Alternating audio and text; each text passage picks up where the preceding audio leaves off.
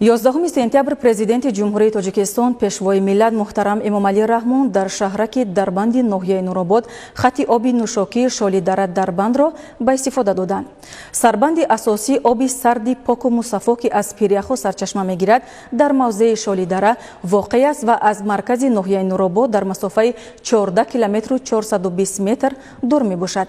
Аз ин масофа то ба шаҳраки Дарбанд оби нӯшокӣ бо қубури қутраш 273 миллиметр тариқи худҷорӣ оварда шудааст. Он ба обанбори марказӣ ки ғунҷоишаш ба 4000 метри мукааб баробар аст ворид мегардад. тавассути обанбор 3500 нафар аҳолии шаҳраки Дарбанд ва дигар иншооти ҳаётан муҳим бо оби тозаи нӯшокӣ таъмин мегарданд.